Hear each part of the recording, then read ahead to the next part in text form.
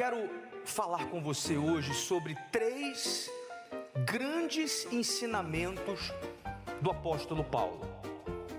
Nós temos liberdade para seguir os conselhos do apóstolo Paulo, porque ele se espelhava no Senhor Jesus. Em uma certa feita ele chegou a dizer: sede meus imitadores, como eu sou de Cristo. O apóstolo Paulo escreveu aí uma grande parte do Novo Testamento, e eu poderia aqui ficar horas e horas falando de vários ensinamentos que ele deu, que serve para todas as áreas da sua vida: família, vida econômica, vida espiritual, vida sentimental. Mas devido ao tempo nós vamos falar sobre 3 que vai te ajudar. Coloque o primeiro, por favor. Ele disse assim: examinai-vos a vós mesmos, se permaneceis aonde? Na fé. Aqui Paulo está falando sobre o autoexame da fé.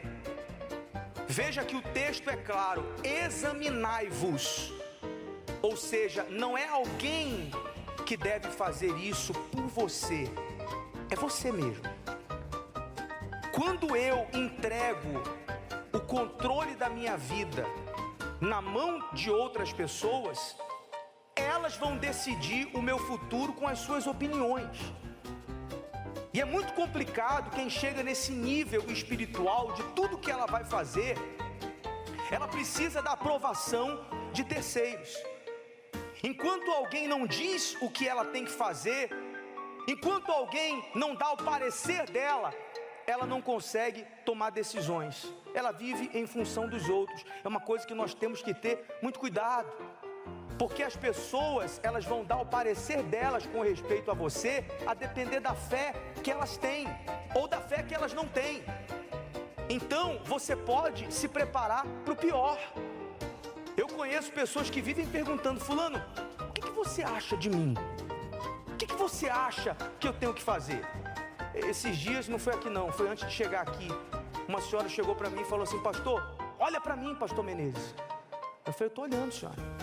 O senhor está olhando? Olha para mim. Eu falei: estou olhando, senhora. Ela disse: o que o senhor está vendo? Eu falei: não estou vendo nada. O que ela queria que eu dissesse? Ela queria que eu desse uma revelação para ela, que eu falasse o que eu estou vendo no semblante dela, na forma dela falar. Tem gente assim. Cuidado, porque se você quiser que as pessoas te examinem, elas vão dizer para você: ó, fulano, teu semblante está de cansado. Olha, eu acho que você está acabada. Eu acho que você está desanimado.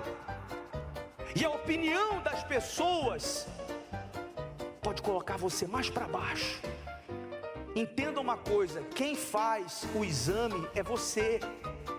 Esse exame, ele não pode ser feito uma vez na vida, ou hoje e depois de muito tempo, porque a exemplo do que nós vemos até mesmo com o corpo, quando a pessoa vai no médico e faz o exame, se ela fica muito tempo sem fazer o exame, nós já vimos casos aí de gente que, quando foi lá no médico, a dor ela já estava sentindo há muito tempo, e ela não queria fazer o exame, e quando vai, o problema já está avançado, e já não há mais o que fazer. Assim é a fé. Se eu não me examino constantemente, diariamente, semanalmente, mensalmente, amanhã eu posso estar mal espiritualmente, achando que estou na fé. Eu, que ao observar as minhas reações, chego à conclusão: eu realmente estou na fé? Ou apenas tenho aparência de quem está na fé? Porque há quem se engane. Há quem pense que está na fé porque ela vem à igreja. Ah não, eu sou uma pessoa de fé porque toda semana eu estou lá no templo de Salomão. Quem dera estar na fé significasse frequentar o quê? A igreja. Se fosse assim seria muito bom. Não é isso. Há quem diga assim: não, eu estou na fé porque eu conheço as escrituras, eu conheço a Bíblia, eu sei recitar os versículos bíblicos. E tem gente que fala que é uma beleza. Você chega perto dela, ela lança 3, 4 palavras, ela prega melhor do que o pastor. falar da Bíblia, recitar versículos bíblicos, não quer dizer que a pessoa está na fé. Estar na fé vai muito além disso. Tem gente que conhece toda a Bíblia, mas ela não consegue mais confiar. Tem gente que conhece toda a Bíblia, ela vem na igreja, mas ela vive de altos e baixos, ela é uma pessoa de dúvidas. A dúvida prevalece mais do que a fé. Examine se realmente você está na fé quando você estiver enfrentando os desertos, os dias difíceis. Porque nós não mostramos que estamos na fé quando as coisas estão dando certo. Porque quando as coisas estão dando certo, é só alegria, a gente sorri, nós falamos aleluia, glória a Deus, Deus é comigo. Mas nós mostramos que estamos na fé quando a coisa vira de cabeça para baixo. Hoje à tarde uma senhora deu testemunho aqui e ela disse que já caminhando com Deus, já em aliança com Deus, ela disse que um sócio roubou a empresa dela. Olha que pancada. Mas ela disse, quando isso aconteceu, eu coloquei mais força porque eu sabia quem estava comigo. Eu sabia que o Deus com quem eu tinha feito uma aliança, Ele não havia morrido. E se foi Ele que me deu aquela empresa e o mal usou esse sócio para me tomar, Deus iria me dar uma maior. E foi exatamente o que aconteceu. E ela provou, não com palavras, mas ela provou por meio da fé, da confiança e da perseverança dela, que ela realmente estava onde, gente? Na fé. Então pare para avaliar como que está realmente a sua condição espiritual. Na fé ou na dúvida? Não deixe que os outros façam isso. É você que tem que fazer. Você que tem que fazer por você e eu que tenho que fazer por mim. Porque se eu não estiver na fé, eu vou ser reprovado. Mais cedo ou mais tarde, eu vou desistir dos meus propósitos. Eu vou deixar a dúvida falar mais forte. E amanhã eu posso estar exatamente na vida, voltar para o lugar que eu disse que nunca voltaria. Examine a você mesmo se realmente você está na fé. O segundo ensinamento de Paulo, ele diz assim lá em Romanos 12:2: e não vos conformeis com este século, mas transformai-vos pela renovação da vossa mente. Então aí a gente já entende que só há renovação, transformação, se houver essa mudança na mente. Ele diz, né, para que experimenteis qual seja a boa, agradável e perfeita vontade de Deus. Ou seja, aqui Paulo está falando que deve haver uma renovação aonde? Na nossa mente. Vamos lá, vamos na prática agora falar do que vocês vivem. Quando você fala para as pessoas que você está vindo aqui no Templo de Salomão, ou quando um dia você pensou em vir aqui, você consultou alguém, com certeza esse alguém disse para você, fulano, não vai lá não, porque eles vão fazer uma lavagem. Quem ouviu isso alguma vez, pessoal? Quem disse isso para você não mentiu não, falou a verdade. Porque quando você chega aqui, nós fazemos a lavagem da fé na sua mente. Nós provamos para você que acha que você não é capaz. Nós provamos para você que acha que você não tem condições. Nós mostramos para você um Deus grande que pode colocar você num lugar que você nunca imaginou chegar. Nós ajudamos você a tirar da sua mente pensamentos que estão enraizados aí há anos, que foram se acumulando, que foram se encostando em você, e talvez pensamentos ruins que nunca agregaram em nada. Tem gente que entra por aquelas portas ali se achando um fracassado. Aqui na cabeça dela ela tem mente de escravo. Aqui na cabeça dela ela já colocou o seguinte pensamento: eu nunca vou ser alguém na vida porque eu vim de uma família pobre, eu não tenho condições. E aqui nós te apresentamos um Deus vivo e fazemos você crer que você pode ser um vencedor. É uma lavagem na sua cabeça, a gente tira o que não presta, a gente faz essa lavagem sim. Porque, escute o que eu estou lhe falando, a coisa mais difícil de mudar numa pessoa é a mente. Mudar qualquer outra coisa, qualquer outra parte do corpo hoje em dia, com a tecnologia, é moleza. A pessoa fala, meu cabelo está caindo, vou mudar o cabelo. Ela põe uma peruca, pronto, mudou. Já resolveu. Eu estou muito magrinho, eu quero ficar forte. Ela vai ali, começa a fazer exercício. Quem põe aquelas injeção de cavalo, é ou não é, pessoal? Daqui a pouco fica fortão. Mudou o corpo, é ou não é, gente? É fácil mudar. O cabelo, eu não gostei dessa cor, eu compro uma tinta ali e pinta, já é outra cor. Não estou gostando do meu rosto, está muito engelhado, estou ficando velho. Aí põe aquela injeção, tudo estica. Mudar o corpo é fácil. Eu quero ver ter um remédio ou uma injeção para mudar o que, pessoal? A mente. Quando a mente, ela não muda, a pessoa fica escrava. Ela fica com a mente do mundo, com pensamentos que ela ouviu desde a sua infância e que nunca levaram ela a lugar algum. É a pessoa que ouve aí, né? Fulano, você tem que abrir os teus olhos, hein? Porque o mundo é dos espertos. E se você for muito bobo, as pessoas vão subir em você. E ela cresce com esse pensamento, achando que para ela vencer, ela tem que ser o quê, gente? Esperta. Deus não quer que você seja esperto, não. Ele quer dar a sabedoria dele para você vencer. Não, fulano, não seja boba não. Se você foi traída, trai também. Essa é a mente do mundo. E há quem foi traído e começa a trair, e você fica se enchendo de marcas, enchendo de traumas, porque você seguiu a mente do mundo. Fulano, entenda uma coisa, ser bonzinho hoje em dia, quem é bonzinho se dá mal. E a pessoa compra essas ideias e ela começa a ser o que, gente? Uma pessoa má, uma pessoa vingativa. Então cuidado com esses pensamentos do mundo. Pensamentos talvez você ouviu até de pessoas que você considera. Cuidado para você não acabar fazendo aquilo, comportamento, seguindo o comportamento de pessoas que você tanto criticou. Tem gente que diz, não, é porque o meu pai sempre fez assim com a minha mãe sempre agiu assim. E se você não tiver cuidado, daqui a pouco você está fazendo a mesma coisa.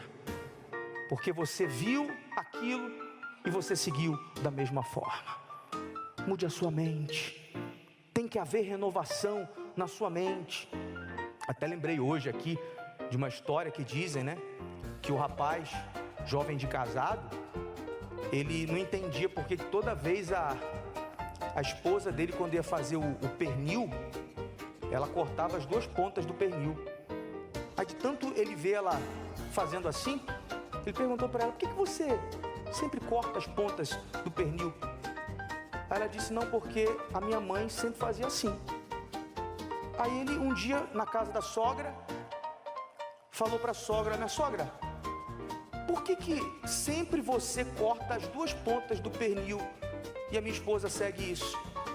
Aí a sogra disse assim, porque a minha mãe fazia assim. Aí a avó ainda era viva, e um dia na casa da avó, ele perguntou, vó, tira uma dúvida. Por que a senhora corta as pontas do pernil? Ensinou para sua filha, ensinou para minha esposa. Ela, meu filho, é porque naquela época minha panela era tão pequena. Era pequenininho, eu tinha que cortar. Mas as outras seguiram uma coisa, sem saber por quê. Tem gente seguindo um caminho que nunca deu certo, seguindo conselhos que nunca funcionaram. Cuidado! Na sua mente tem que estar a mente de Cristo. Paulo chega a dizer numa outra ocasião que nós temos que ter a mente de Cristo que está no mais alto nível. Quem pode instruir a mente de Cristo? Ninguém.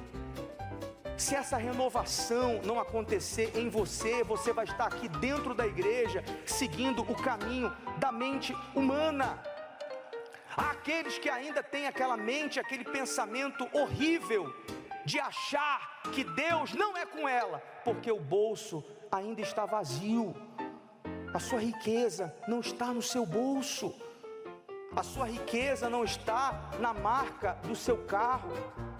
A sua riqueza não está no tamanho da sua casa, ou quantos quartos tem a sua casa. A sua riqueza está em você conhecer a Deus. Se você conhecer a Deus, eu tenho certeza que esse Deus, sendo o seu Pai, não vai deixar faltar nada para você. Não seja como muitos judeus, não, que acham, não, Deus só é comigo se eu estiver rico, se eu estiver arrebentando.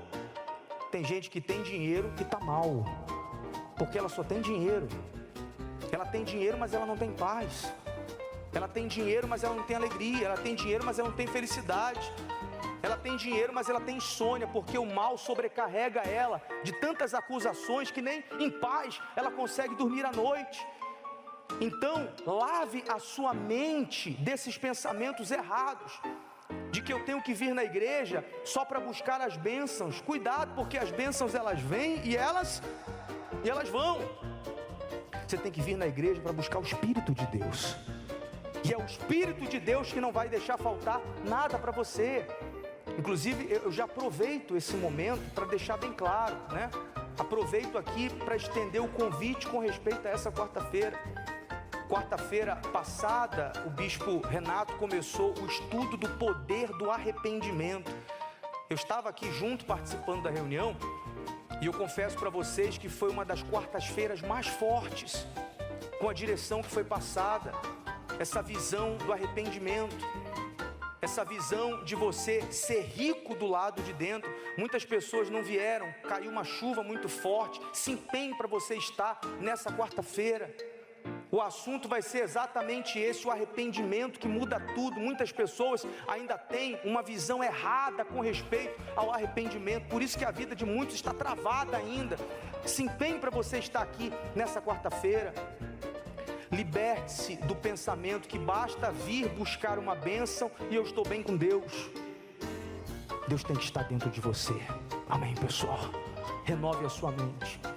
Na oração que nós vamos fazer daqui a pouco, peça para Deus tirar da sua mente toda e qualquer ideia que você foi adquirindo ao longo dos anos e que não tem agregado em nada na sua vida, porque não é eu que vou falar isso, é você que tem que pedir isso para Deus. Coloque, por favor, o terceiro conselho de Paulo. Ele diz assim, 1 Coríntios 1:27, mas Deus escolheu as coisas loucas deste mundo para confundir as sábias, e Deus escolheu as coisas fracas desse mundo para confundir as fortes, e Deus escolheu as coisas vis deste mundo e as desprezíveis e as que não são, para aniquilar as que são, para que nenhuma carne se glorie perante Ele. Vamos lá, isso aqui é muito bacana. Nós já estamos na vantagem, viu? Porque quando as pessoas sabem que você está vindo aqui, quando você está vindo na Igreja Universal, há quem diga assim, fulano, você é louco. Já ouviu isso já, pessoal? Então, se nós somos loucos, nós estamos do jeito que Deus quer. Porque Paulo diz que Deus pega as coisas loucas desse mundo para confundir os sábios. Ou seja, Ele pega aqueles que não são, aqueles que não têm capacidade, aqueles que aos olhos humanos não têm condição.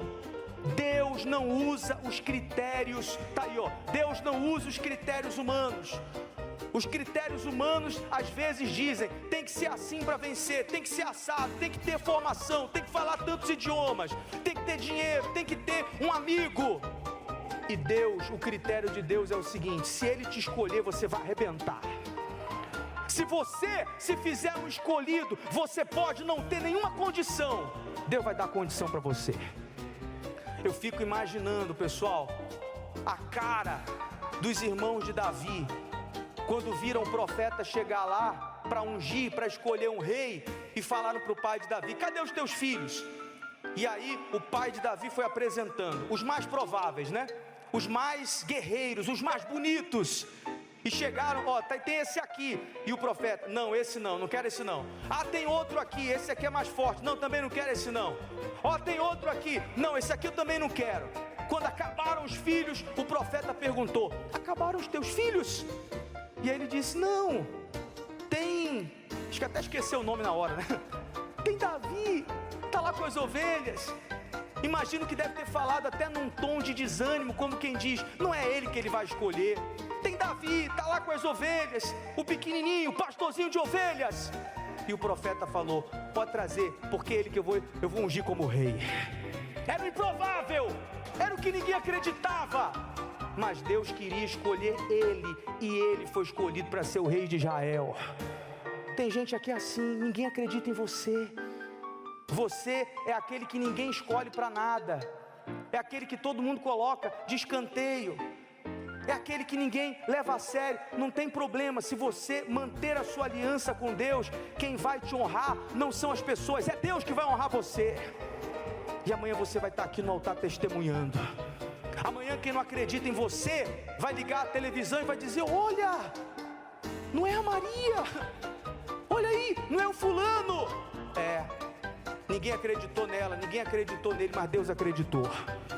Deus acredita em você, Deus acredita no seu potencial. Por isso Ele trouxe você aqui para fazer uma aliança com Ele. Não fique buscando agradar as pessoas, ter o critério de aprovação das pessoas, porque quem vai aprovar você não são as pessoas, é Deus. Amém, pessoal? Pense nisso. Quem vai te aprovar é Deus. É Ele que vai te capacitar, ainda que você não tenha condições. Olha só o critério de Deus, como ninguém entende. Ele querendo levantar uma nação, então Ele escolhe um homem velho e a esposa estéril, Abraão e Sara. Para quem queria levantar uma nação, o ideal não seria escolher um jovem casal, um homem viril, uma mulher que pudesse dar luz a muitos filhos. Não, só para contrariar, Deus escolhe o velho e a mulher estéril, para deles fazer uma grande nação. Amém, pessoal? Quando Deus fizer você dar grandes testemunhos, Ele vai contrariar muitas pessoas.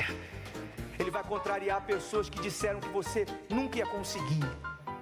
Deus vai contrariar pessoas que disseram que era o seu fim, que você não é capaz.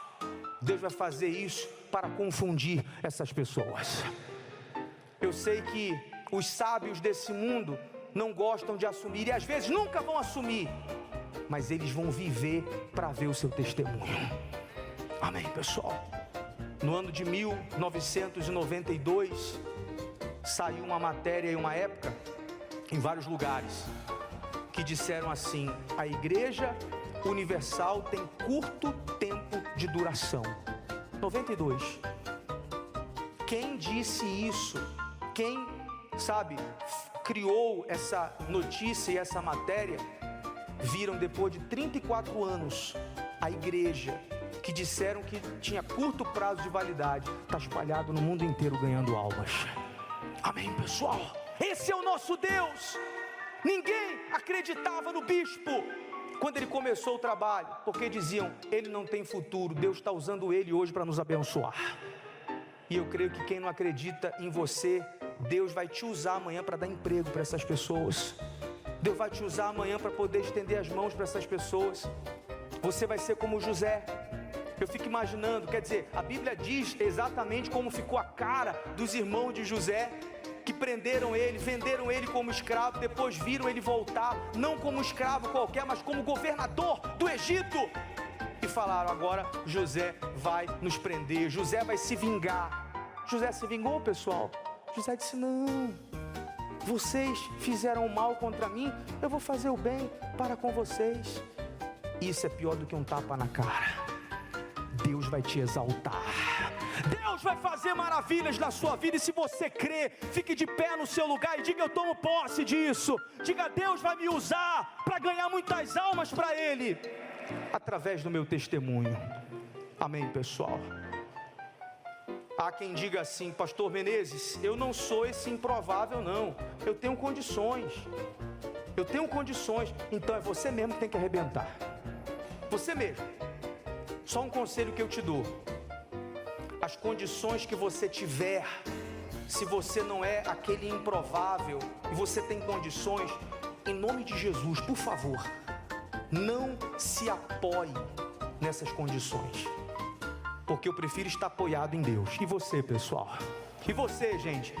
Não se apoie nas suas condições humanas não, porque elas falham, elas acabam. Mas se você estiver apoiado em Deus e na fé, então você pode ter certeza, pode todo mundo torcer contra você, você vai fazer a diferença. Se Deus falou com você através desta mensagem, compartilhe. Inscreva-se em nosso canal e não esqueça de ativar o sino para ser notificado das próximas postagens.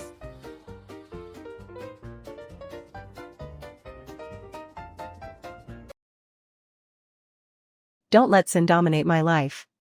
Let not sin have 2 minutes of Jesus today, daily, daily, daily. We don't trust our own hearts. How can you? Your biggest enemy is you. The devil leaves the fresh days. The flesh goes to bed with you, is breakfast with you, lunch with you. Crucified, crucified. How starving to death. I've been talking wholesome words. Don't let him hear you mortgage, because we just read it in Colossians, mortify therefore your members which are up on the earth. But how well? First of all, what does it mean to modify? It means to subdue. Don't serve them, starve them, make no provision for them. Romans 13 verse 14. Turn on the screen please. Romans 13. I'm glad it's up there, so I can't even read it. I love it. Put you on the Lord. Here's the secret. He's giving it to us. Put on the Lord Jesus and then you can. You can obey the second one and don't make any provision for the flesh. If you put on Christ, how do you do that? You put on Christ, you yield to Him. Lord, yes.